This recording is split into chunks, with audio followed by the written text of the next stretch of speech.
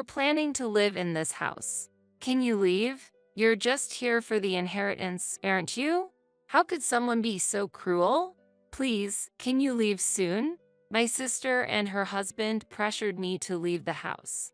Despite the long time I had spent taking care of our father, he stood by my sister's side. Fine, but I'll take everything I bought, okay?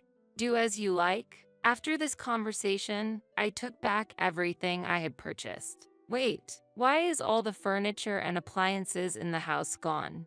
My name is Kate, a regular office worker in my 30s. My relationship with my family isn't great. I've always felt distant, especially from my sister. Susan, my sister who's 2 years older than me, has always been the apple of our parents' eyes. Not only was she beautiful, but she also had a talent for the piano, often winning various contests. To our music-loving parents, she was undoubtedly the shining star. Susan is amazing. Even her piano teacher praised her. Maybe she'll become a famous pianist in the future. Our parents always talked about my sister like that, showering her with time, money, and love. I was always left in the shadows. As for me, honestly, I wasn't exceptional. A regular kid with an average face. Decent at sports, with no particular talent in arts. It seemed like my parents gradually lost interest in me. Frankly, as long as we have Susan, our family has enough, they'd joke. That's right. We can't expect much from Kate.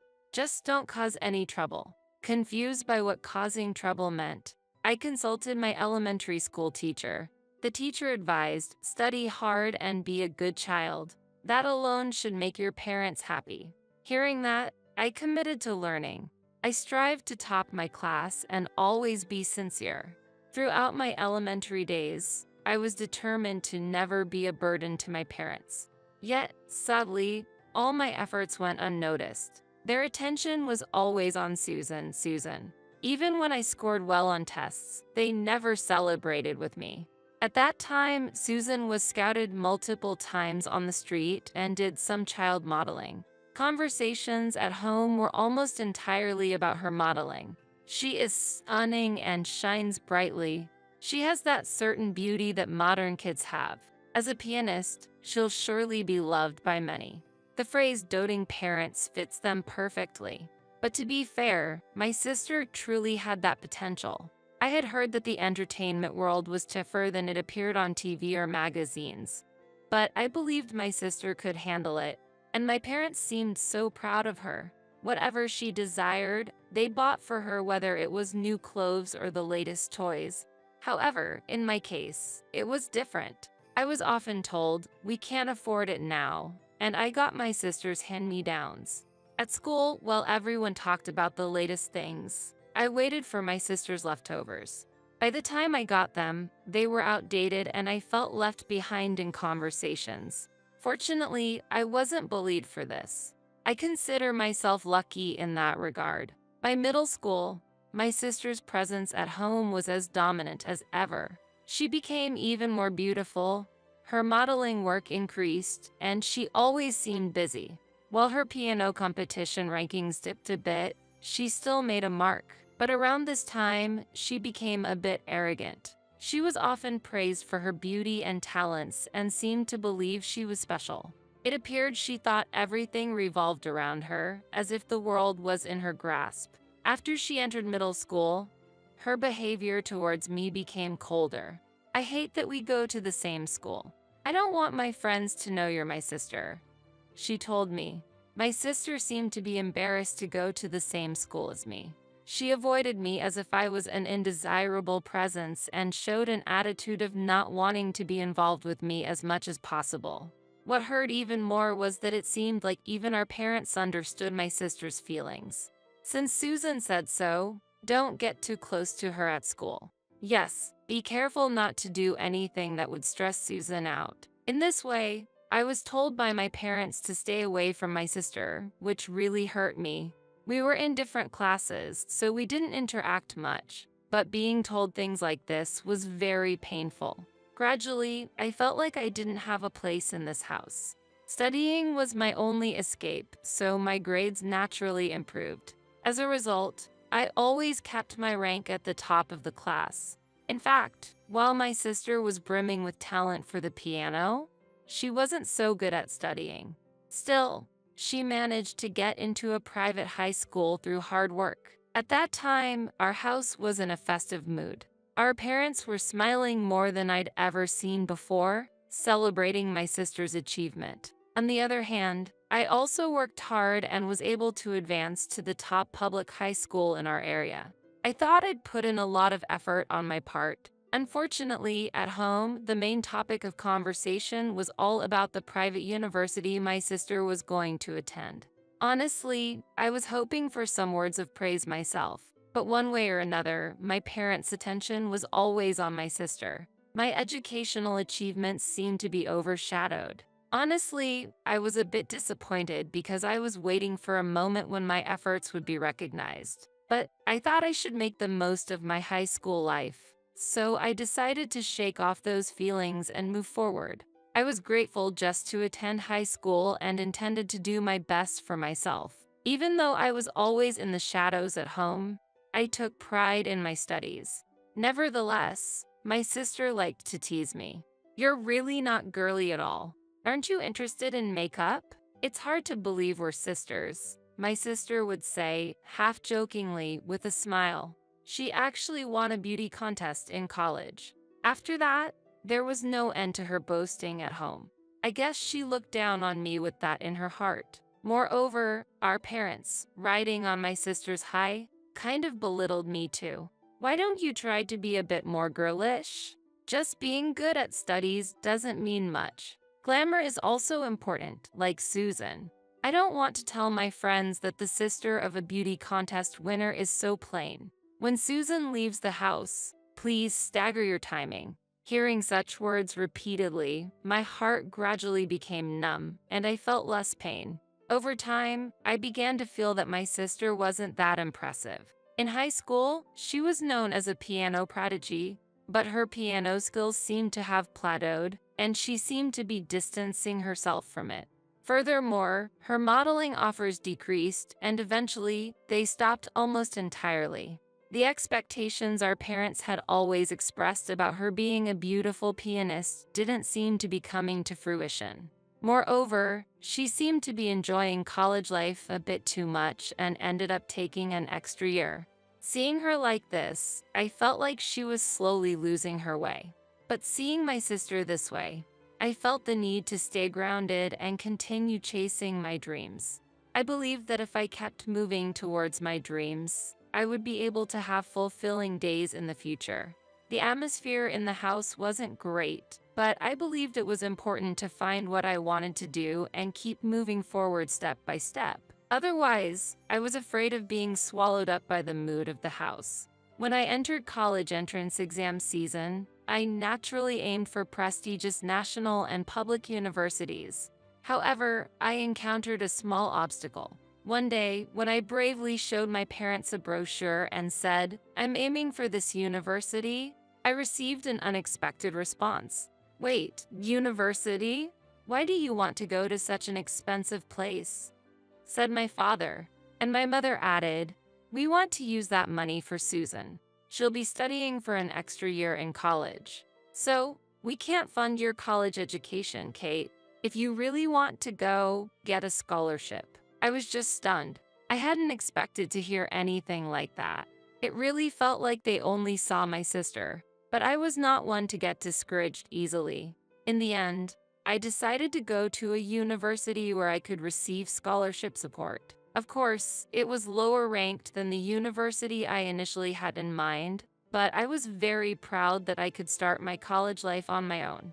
After entering college, I started working part-time. The reason was, of course, to gain social experience, but honestly, I wanted to leave my parents' house as soon as possible because the atmosphere was stifling.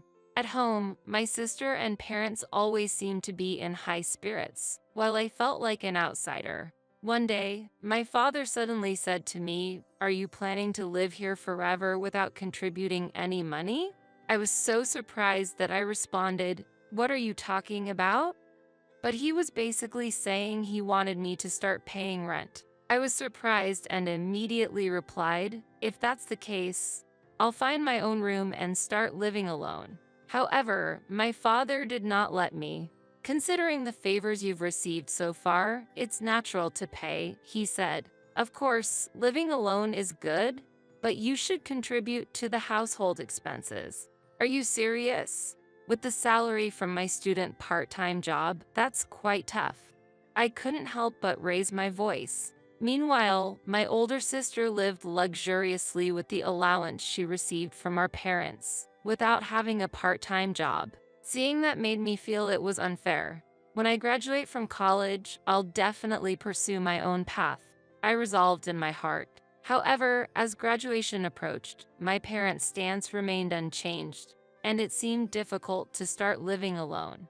In stark contrast, my sister never once worried about money. In fact, she constantly received an allowance from our parents and had never worked a day in her life. I, on the other hand, after graduating from college, had been dreaming of a new step in life, living alone. But that hope was shattered with a single comment from my parents. "You haven't repaid your college tuition, have you? Don't even think about living alone until you've paid it back," they said with stern faces. And to my disbelief, my sister was comfortably living alone with our parents covering her rent entirely. I couldn't hide my shock and disappointment at this unfairness. What was even more surprising, it seemed my sister was working in the night industry and had quite a substantial income. Moreover, she was receiving luxury brand bags and accessories from her patrons. While our parents paid all her rent, she was also financially supported by other men. This clear disparity in treatment within the family made me feel frustrated, but I didn't want to give up on my dreams. I believed I had the strength to move forward. I wanted to continue looking forward with hope. When I was 28 in spring, my mother passed away due to her chronic illness. She had been battling a severe disease for years. Watching her health decline, I sensed our final moments together were near. My father and sister were devastated and drowned in deep sorrow. However, I couldn't shed a tear. Recalling the past household situation and my mother's treatment of me, I felt more coldness than sadness. My father and sister criticized me for being cold-hearted, but it didn't bother me deeply. Time went on, and one day, my father's health took a turn for the worse. His legs and back weakened, affecting his daily life, and he needed care. I contacted my sister and explained the situation, but her response was, "It's difficult to take care of Dad during this precious time of my newlywed life." Since I had always been at our family home, she said it was my duty to care for our father. She had just married a man she met through her night job, so she didn't want this happy time to be disrupted. All I wanted was to share the family situation, so her reaction didn't surprise me. I had no big expectations. Although I took care of our father, he constantly criticized me. "Lower the water temperature. Come immediately when I call. You're so clumsy." I had a day job, so I had a helper come during the day to care for him. But in the evenings and weekends, I took care of him myself to save money. Yet, he never thanked me, taking my care for granted. Even then, a year after I started taking care of him, an unexpected opportunity arose. Out of the blue, my sister and her husband showed up at our family home. "We've decided to live here, so can you leave?" she casually said. "What do you mean?" I replied, staring back in surprise. Their eyes were cold as they glared at me. "Why bring this up all of a sudden?" I asked, but my sister accused me of unbelievable intentions. "You're trying to get our mother's inheritance, aren't you? While taking care of Dad and staying here?" Her husband added disdainfully. "I can't believe we had such a scheming person in our family." Stunned, I responded, "I never thought of the inheritance." "Why would you think that?" Yet my sister shouted back even more loudly, "Stop pretending. We're moving in, so leave." Then, to my shock, my father said, "Actually, I've been feeling the same as Susan. I thought you might be draining our money by staying here." I was speechless. After caring for him for so long, in the end, he chose my sister's side. I really can't believe it. I thought, but oddly felt relieved. With this, I thought I could finally break free from the ties of this house. I get it, but it's okay for me to take everything I bought, right? I asked for confirmation. My older sister responded, "You can take whatever you want. Don't worry about it, lol." When my sister and her husband found out I was leaving the house, they seemed pleased. They said while laughing, "It'd be great if you could leave quickly," and left. Since my sister told me I could take everything, I gathered up everything I had bought as I prepared to leave. Then, I smoothly moved to my new place. After I finished moving, I informed my sister, who said sarcastically, "That was quicker than expected." "Impressive," she added while laughing, "make sure you don't come back here." But in my mind, I had already decided I wouldn't return, so I was okay. A week later, my phone rang. The caller ID showed it was my sister. "Hello, why did you call?" When I answered, my sister's voice was filled with urgency and surprise. "Why is our house so empty? There are no furniture, appliances, nothing." It seemed she was shocked to find the house completely empty. "Oh, that's because I took everything," I replied with a slight smirk. "What are you talking about? Is this a joke? Why would you do that?" My sister was clearly overwhelmed and confused. "But didn't you say I could take everything I bought? But didn't Dad buy them using Mom's inheritance?" she said, and convinced. "That's not the case. There's no such thing as Mom's inheritance. All the expenses of the house after Mom passed away, including the new furniture and appliances, were bought with the money I earned." "Wait, all those were the latest appliances. How did you have so much money?" "Well, the company I work for is quite big," I explained briefly. When I mentioned the company's name, she was shocked. Apparently, even she, who didn't have much societal knowledge, knew of the company. I couldn't help but smile proudly.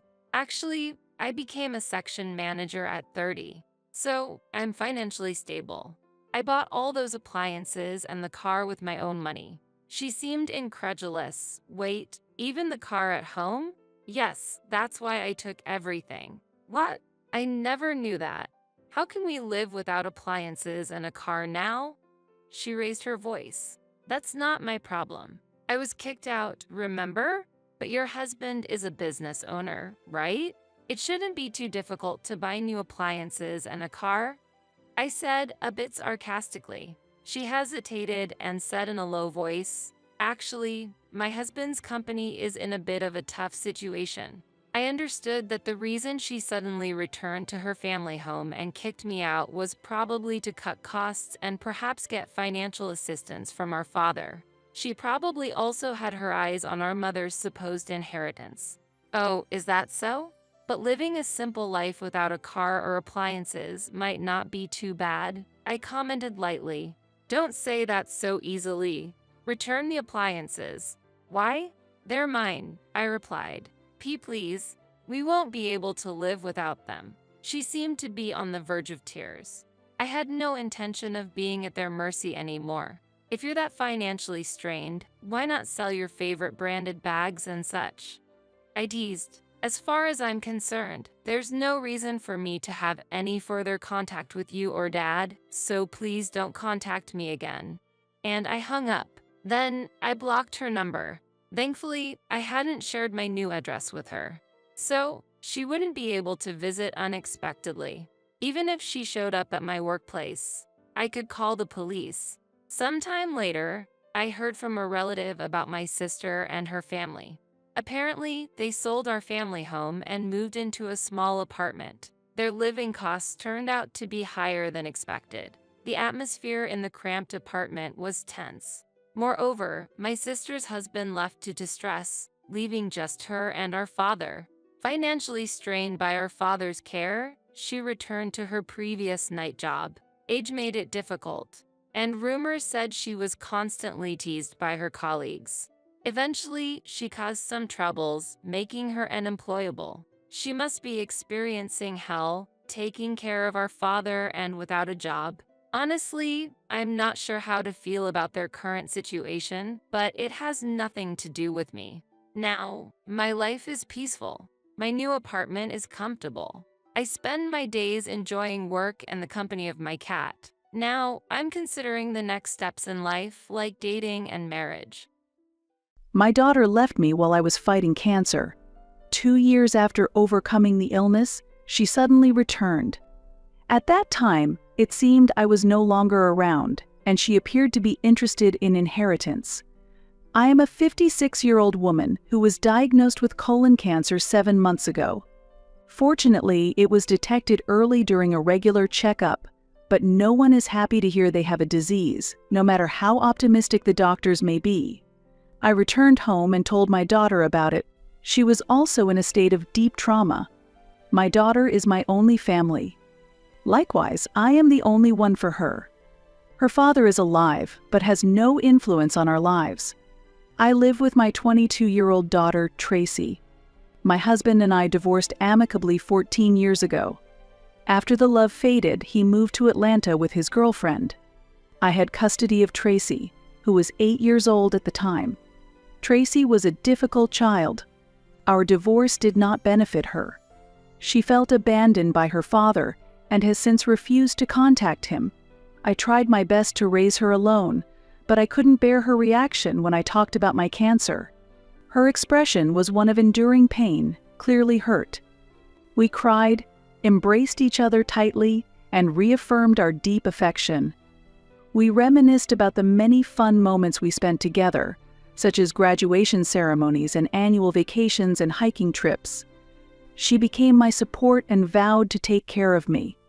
I never thought she would leave me, but 7 months later, she packed her bags and left. I was left behind as if I were unnecessary. For years, I devoted myself to her. And this is the result. I understand it is difficult for a young woman to care for a sick mother. However, since the nurses were handling my care, she didn't need to do anything. All I wanted was for her to be by my side. The treatment was a burden physically and mentally, so the doctor advised me to quit my job or reduce it to the bare minimum. I reported this situation to my manager. He was very understanding and accommodating. If I regained my health, my position would be held for me. I quit my job to focus on treatment. Financial flexibility was not a problem. I had no major responsibilities. The house mortgage was already paid off, and my daughter's tuition was paid as she wished. I have enough savings for several years and some assets that can be liquidated if needed. Even if I ran out of cash on hand, I could utilize these assets. Furthermore, the treating physician was cooperative and optimistic about the treatments I was receiving. I underwent chemotherapy and regular checkups. Chemotherapy was very painful, causing strong fatigue, and I was unable to move for a day or two after treatment. Tracy's assistance was essential even for basic needs like preparing meals and medications. After I started using a wheelchair, although I could move around the house on days when I had strength, there were difficult days as well. The treatment was extremely draining, both physically and psychologically. I was worried that my bones would break because my body was too weak. Basic actions like eating, walking, and using the toilet became extremely difficult, increasing my irritation. As time passed, Tracy's attitude became colder, and she stopped showing her face in my room or talking properly. Our conversations often ended with her short responses. Being ignored by my daughter was extremely painful. In my lonely days, conversations with her were a temporary escape from my pain. When I felt hostility from her, I felt no greater pain. I asked her if I was burdening her. To that question, Tracy yelled, "I can't take it anymore." She claimed she was taking care of me. I understand that preparing meals for a sick person on time is difficult and that many young people dislike being around sick people. Therefore, I decided to hire a nurse to take care of that and informed her. I requested a home nursing service from the hospital, and an experienced cancer care nurse was assigned. I felt that the issue was resolved, but reality was different. Tracy continued to be gruff and ignored me. Not only did she keep her distance from me, but she also treated the nurse maliciously. I thought there would be no problem since I had asked the nurse not to interfere with Tracy, but Tracy treated the nurse harshly over trivial matters and even forbade her from touching the refrigerator or entering the kitchen. The nurse was cleaning the patient's feces, which seemed to displease her. Although Tracy said nothing directly, her attitude made it clear that she disliked the nurse. Seeing Tracy's displeased look, the nurse asked me if I was dissatisfied with her work. I didn't think so. Her duties were being performed very appropriately, and I had no complaints. After the nurse left in the evening, I pursued the matter of Tracy's attitude. Previously, I had asked Tracy to make considerations so that the nurse could work smoothly without me saying anything, but the limit had been reached, and the time had come for me to think of a way to prevent the nurse from quitting. When I pointed out her nastiness towards the nurse, Tracy showed her anger. She criticized me for overreacting. According to her, the nurse was unclean, and she was merely instructing basic hygiene. I raised my voice in anger. That was unthinkable. The nurse had professionally learned and trained in hygiene management and should have deeper knowledge than Tracy. It's absurd that Tracy, who dropped out of college, tried to take over giving instructions on hygiene. She furiously blamed me for ruining her life for about 10 minutes, continuously crying. She also accused me of being responsible for her feeling abandoned by her father and not having a normal childhood like other children. No matter how much she cried and screamed, it was just a minor thing to me. I was already used to her overreactions. It's something I've experienced many times. What was shocking was her false claims. She insisted that the nurse's appearance and smell were terrible. She accused me of being a supporter of the nurse. Since I'm single, she speculated that the nurse was coaxing me to inherit my wealth. I interrupted her and asked what basis she had for such delusions. "You're crazy." The argument escalated, and she slammed the door as she left the room. An hour passed, and I heard a loud voice from the living room again. As she was leaving the house dragging her suitcase, she shouted loudly, "I'm leaving here for your happiness, just as you wanted. Be happy with your favorite nurse. It's okay to give all your property to her, but keep in mind I won't show my face when you die. I'm not coming back." I thought about stopping her, but her words shattered my heart. Tears overflowed, and I sat by the window watching her load her suitcase into the car and leave. Weeks have passed since she left, and I feel worthless every day. I am acutely aware of my failure as a mother. Her words have hurt me more than the illness. I struggle to understand why she insists I will leave my estate to the nurse. Why would she think that I would sacrifice myself for the nurse? I feel like I have failed in every aspect. I failed as a wife to my former husband and as a mother. I no longer find the will to continue treatment. Additionally, I want to add about Tracy.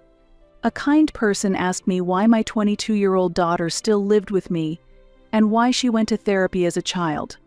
I tried various means, including psychological counseling, to help her manage her emotions. I personally have no experience with therapy. Tracy could not accept the reality of our divorce and became aggressive. Therapy provided her some support, but her emotional outbursts occurred frequently. She dropped out of college. Later, she got married, but as she began to consider divorce, I tried to persuade her, but she refused my advice. At that time, she wanted to start her own business and began running a beauty salon. I also funded her business. Then she met a man she considered her destiny and wanted to marry him within less than a year of dating. She was still 19 years old at the time.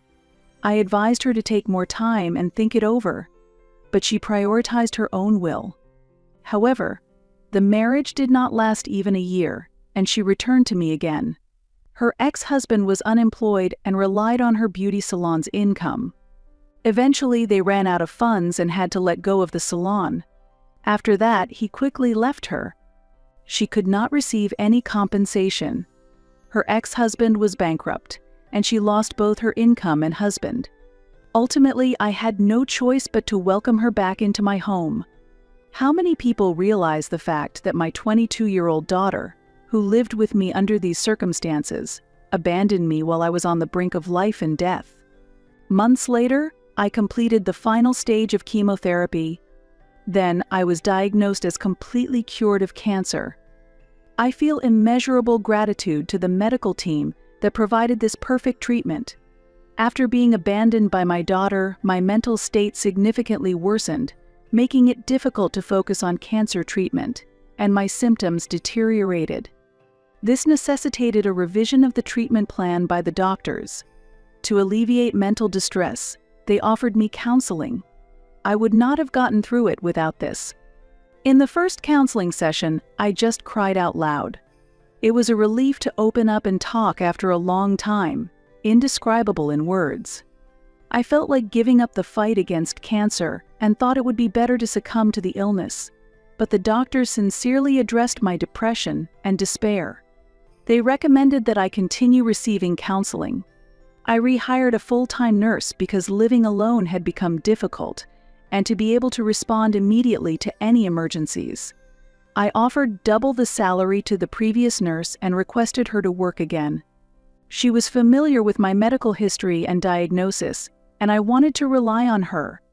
If Tracy were here, she would criticize me for hiring a full-time nurse. The thought that she might blame me for something unexpected weighs on my heart. After all, I have overcome my daughter. I should not have thought about the daughter who abandoned me when I was at my lowest.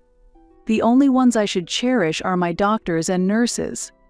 I continued to focus on treatment.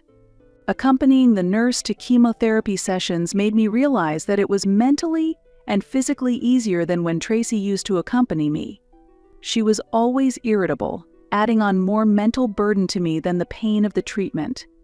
I lost my hair and weight, but resolved to overcome it positively. It may sound bad, but I felt it was good that Tracy left the house. As time passed, I felt the negative elements in my life disappearing. I have never felt such relief before. I had been obsessively focused on Tracy as the sole purpose of my life, sacrificing my happiness for her. But being abandoned taught me an important lesson. There are limits to obligation, love, and compassion, and they should not be excessive. As a mother, I should not be exploited or trampled upon. I endured being treated like a punching bag by her, but I've reached my limit. Now I have finally gained my freedom. I look forward to starting a new life. I originally planned to return to work, but I don't feel the need to do so yet. I have enough savings to live on. If the funds run out, I consider starting a part-time job at a supermarket, but currently, I am focusing on gaining weight and building muscle. I started with walking and gradually want to try jogging or running. It's not easy to breathe normally in daily life. I still feel tired after finishing household chores, but I am making progress bit by bit. I still receive support from a nurse, but I plan to live on my own as my condition improves further. I'll also report on what has happened since then. It has been 2 years since I was declared completely cured of cancer. During this time, I have spent my days only doing what I enjoy. I realized I had never spent my days on things I liked. Even when I was working, I devoted my days off to taking care of my daughter. To make up for the absence of her father, I dedicated all my time to her and avoided relationships with other men. I avoided men like a ghost and sometimes felt guilty about it. I didn't date to protect my daughter. After she became an adult, I felt that my actions were excessive. Despite having free time, I hadn't made much use of it. I was concerned that my relationship with Tracy might not work out. Even after she returned to live with me following her 10-month marriage, I felt it would be difficult to live with another man even after being cured of cancer. Therefore, I started dating. The first date was very awkward. Modern men use a lot of jargon and slang, so I often had to look up phrases on Google. There were many moments during simple conversations that made me laugh a lot. I met about 6 men through several dating apps, but one man moved my heart. I didn't build deep relationships with all 6. We simply enjoyed dinner or coffee together. I'll call this man S. He's in his early 50s and was repeatedly betrayed by his wife, who he tried to build a home with several times for the sake of his daughter, but his wife did not change. Eventually, he left home and became a single father, raising his daughter alone. Now that his daughter has gone to college, he started dating again, encouraged by his daughter. When he talks about his daughter with joy, I sometimes feel jealous. It's not bad, but I wonder if Tracy didn't reciprocate my love because of my own mistakes. About 6 to 7 months after meeting S, I decided to start living with him. It may seem like a sudden decision. However, I feel there's no issue with this choice. I will soon turn 60. Within a few decades, I will be in the grave. I considered staying in my own residence, but ultimately chose to live in his home. He has a very sophisticated sense and has tailored the decor to his taste. I wasn't very good at maintaining a home myself, and my interest in decor had faded. Moreover, I had no particular attachment or good memories associated with the house I was living in. Because I needed a fresh start, I eventually let go of the house. If asked why I did so, I would say I sold the house for cash to live a prosperous life. I sometimes wondered if I should have kept the house for the daughter who abandoned me. But Tracy had left me, almost leading me to death, so I felt no need to keep it. Then, last week, an interesting incident occurred. While relaxing with S, I received a call from Jason, who had bought my house. He was furious, reporting that a woman had trespassed on his property and caused significant chaos. This woman had trouble with Jason's partner. Apparently, she had a key to the house, but it didn't work, and she started banging on the door. Jason's partner opened the door and yelled at her. At that moment, the woman aggressively retaliated, calling him a bastard. Her voice was clearly filled with anger. The woman demanded to be let into the house and banged on the door to show her determination. Confused by this sudden event, Jason's partner claimed that it all was a misunderstanding. However, the woman did not listen to her words and vehemently argued back. She claimed that the house was once owned by her deceased mother and insisted that they should leave. Calmly, Jason's partner explained that Jason had legally purchased the house. When Jason bought the house from me, he and his partner were not yet dating, so his partner did not know me. Later, Jason's partner hurriedly contacted him to report the situation, but the woman had already threatened to return the next day with friends and left the scene angrily. It was clear to me that the woman was Tracy. Jason asked me if I knew this woman. He was obviously upset. While understanding his disturbance, I honestly revealed that she is my daughter. He strongly demanded that I come the next day to resolve the issue. He also issued a stern warning that he would call the police if it wasn't settled. Feeling responsible for all that had transpired, I deeply contemplated the need to have a serious discussion with my daughter Tracy and to ensure that Jason and his partner would not be further troubled. The next day, I headed to the house where I once lived, waiting for Tracy's arrival. She came to our location with 2 close friends. Upon arrival, she immediately began to scream in anger at the entrance and forcefully destroyed a potted plant that was placed there. At that moment, Jason, in self-defense, grabbed a baseball bat and opened the door without hesitation to strongly intimidate them. I had previously pleaded with him to refrain from such actions. However, as a baseball coach engaged in daily training, once he made up his mind about something, it was nearly impossible for me to stop him. Before he could approach Tracy and her friends, I hurried outside. At that moment, Tracy completely stopped moving, and her friends similarly froze. She lost all her strength, and with a blank expression, she quietly muttered, "You're still alive, Mom? I thought you had died. What happened to your cancer?" Her expression, a mix of astonishment and disbelief, was incredibly striking. Her complexion then rapidly turned pale. Pointing her finger, she asked about Jason and his girlfriend. "Who are these people?" "They are the new owners of this house," I answered calmly. After telling her that I had sold the house to them for cash, Tracy bombarded me with questions. "What did you use that money for? Are you not going to die now?" Had it been the old me, I might have been deeply hurt by her words, but that day was different. I showed no emotion and remained composed.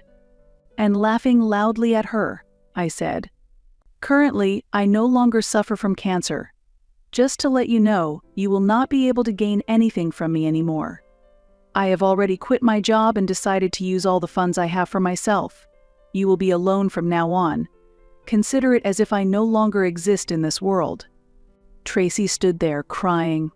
Her friends left the scene, stating that this was entirely a matter between mother and daughter.